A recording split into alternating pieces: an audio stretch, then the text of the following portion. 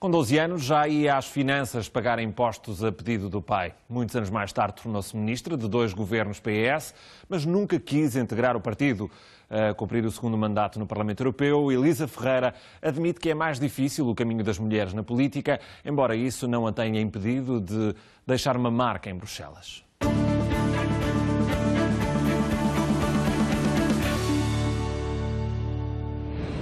Bem-vinda aos Europeus. Foi a primeira mulher doutorada da Faculdade de Economia da Universidade do Porto. Já havia trajes femininos na altura? Não, foi um dos problemas que me levantaram, uma grande dificuldade em arranjar trajes, mas eu ultrapassei isso facilmente. Em 1994 abandonou a vice-presidência da Associação Industrial do Porto, na altura em que estava de licença de maternidade a sua segunda filha. Terá sido acusada de que não estaria muito disponível para o cargo. É mais difícil o caminho das mulheres na liderança e aqui na política em particular? É mais difícil, era mais difícil no passado. Felizmente as coisas estão bem melhor agora. Nessa altura tinha de ser muito forte, digamos assim, para resistir a muita coisa, mas conseguia-se. Esse episódio tem outras explicações, portanto havia ali divergências. Eu acho que tive uma posição generosa e muito ética, que foi de dizer arranjem substituto porque eu não estou de acordo com o programa que estão a seguir, e o que me fez responder na altura e que tornou o assunto visível foi precisamente terem utilizado o argumento feminino como uma grande desculpa para que a coisa, enfim, para justificar a minha saída. A minha saída foi por divergências com o programa.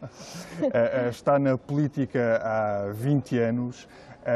Nós fizemos aqui um exercício, saímos à rua para perguntar a cidadãos comuns se a reconhecem facilmente e, sobretudo, o que é que dizem de si. Convidamos-la a dar uma espreitadela. Essa é Maria... Como é que é? É Maria, não é? É Merkel? Era uma ministra da... Era da Educação, acho eu. Deve ser da Economia. Medicina? Deve ser a diretora de alguma coisa, mas eu não sei do quê. Não é Ana Gomes, não.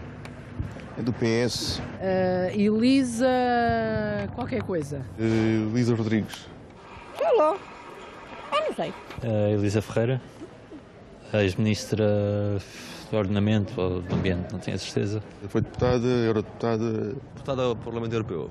Era uma deputada do PS e foi ministra. Nunca viram? Não. Não. Já devíamos ter visto?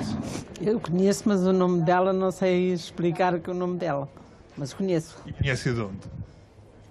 Eu conheço-a de uma telenovela, só ver. Penso que é atriz, não sei. É uma senhora do teatro, da telenovela. Mas não sei dizer o nome. Mas já a vi na telenovela. E faria o papel de boa ou de vilã? Tenho a impressão que é de vilã. Ou é do fado? Tenho a impressão que é do fado. Uma fadista? Sim. Uma senhora muito conhecida, foi ministra. Era Elisa Ferreira.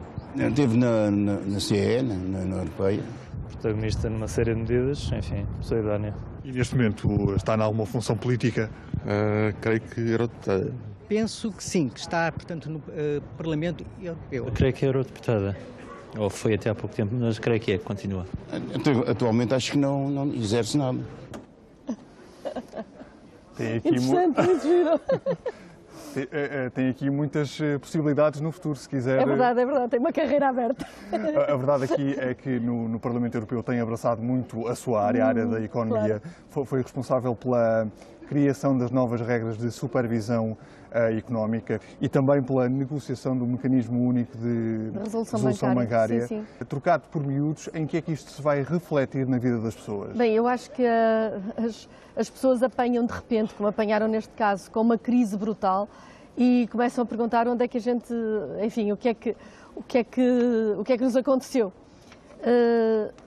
E é precisamente nessas áreas da economia que não influenciam diretamente o cotidiano, mas acabam por criar a vida das pessoas, que eu estive a trabalhar. Portanto, primeiro, tentar pôr ordem, é exagero, mas tentar pôr um bocadinho de ordem na maneira como operam os mercados financeiros, todos estes produtos financeiros que se compram e que se vendem e que no fim deram um enorme estouro na América com a falência de um banco que teve impacto em todo o mundo, que foi o Lehman Brothers, e a partir daí percebeu-se que de facto alguma coisa tinha de acontecer e que um banco, por exemplo, quando é mal gerido ou quando por qualquer motivo tem problemas, como as empresas têm, e entra em falência, que não podem ser os depositantes, nem podem ser os contribuintes em geral, que têm de pagar pela falência desse banco.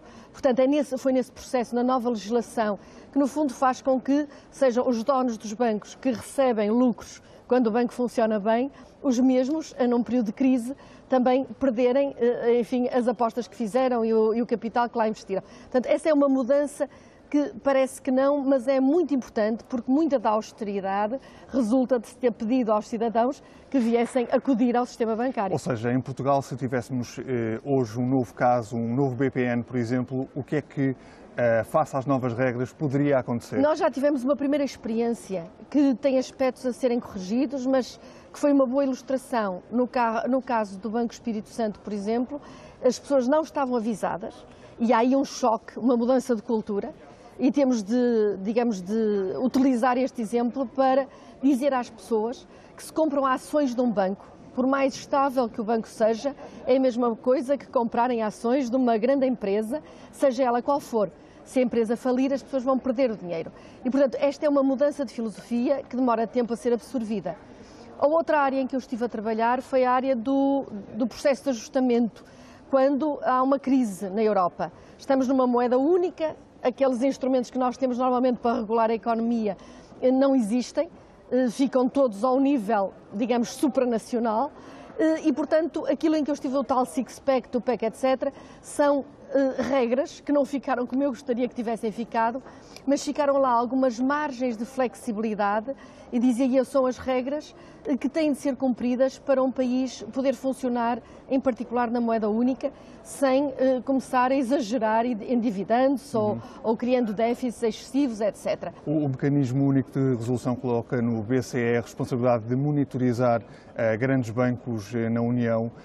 Que garantias é que temos que isso funcione, uma vez que a Troika também esteve em Portugal, Troika da qual faz parte o BCE, e não detectou a implosão do Banco Espírito Santo? Tem toda a razão. Aliás, eu já coloquei essa questão exatamente ao Banco Central Europeu. As respostas não foram muito convincentes, mas o banco, nessa altura, não tinha nas mãos estas funções. Portanto, tinha funções partilhadas com os supervisores nacionais e muitas vezes os bancos ficaram na Europa e em todo o mundo demasiado grandes para serem supervisionados apenas por um supervisor nacional e outras vezes o supervisor está demasiado próximo do banco para poder ter a independência e a capacidade de intervenção que é necessária. Portanto, o colocar ao nível da supervisão ao nível do Banco Central Europeu, espera-se, deve dar, pelo menos em relação aos grandes bancos, uma maior uniformidade de práticas que liberte os bancos de serem mais fortes quando o país que está por trás deles é um país mais forte. E isso ainda acontece um bocadinho, o assunto ainda não está terminado, ainda deveríamos ter uma garantia comum daqueles depósitos que são garantidos. Eu ainda não desisti de insistir com a Comissão nesse sentido, mas a verdade é que aos poucos vai-se percebendo que os bancos não são bons ou maus conforme o governo que está por trás, têm de ser bons ou maus conforme a capacidade de gestão que têm. Mostrou-se muito crítica em relação à austeridade e não se cansou de dizer a Juncker e também a Durão Barroso que a receita para resolver a crise não é de facto a austeridade. É qual então? Não, ela tem de haver ajustamento, mas ele não pode levar a que um ajustamento que naturalmente se espera que crie um abrandamento da economia seja levado a tal exagero que, em vez de provocar um abrandamento na economia, provoca uma recessão generalizada. Infelizmente, eu não queria ter razão, mas tenho razão. A Europa, neste momento, depois de 4 anos ou mais, desde a crise de 2008, houve várias gestões, mas estamos como a Europa estagnada, em riscos de deflação, e temos a Grécia num estado absolutamente calamitoso, que eu espero que se resolva e que se resolva rapidamente, antes que isto desmorone pela periferia, toda a construção do euro, que é uma construção interessante, mas que tem de ser corrigida. Não está escrita em mármore, não é qualquer coisa que esteja acabada, e temos de ter a humildade e a inteligência de preencher as lacunas antes que se perca aquilo que construímos. Isso é que seria grave. Uma última questão. Já foi deputada à Assembleia da República, já foi ministra dos governos de António Guterres, é professora, eurodeputada. O que é que ainda quer fazer? Certeza que não quero ser artista de telenovela, como alguns sugeriam. Não, eu tenho uma postura muito mais de serviço público e cívica do que propriamente de ambição de lugares. Gostava de voltar ao governo? Penso que já fiz essa experiência, gostei muito, foi muito interessante, aprendi muito, mas eu estou muito bem onde estou e, enfim, tenho 4 anos à minha frente, quase 4 e meio, e gostava de completar muitas das coisas que fizemos até agora. Sinceramente, o que eu gostava de fazer agora era pegar nas questões das fugas ao fisco generalizadas, paraísos fiscais, e tentar dar uma ajuda aí, porque acho que isto acaba por ser um fator de uma enorme injustiça perante o cidadão comum, que é todos os dias sacrificado com mais e mais impostos, com mais e mais alcavalas, e que vê passar por cima de si os dinheiros a sério para os paraísos fiscais, para as Suíças, para os Liechtensteins, para as ilhas paradisíacas aqui além, e acho que isto acaba por criar uma sensação de injustiça brutal. Portanto, é um dos temas que eu gostava agora de tratar. Muito obrigado. Obrigada também. Obrigado. Obrigada.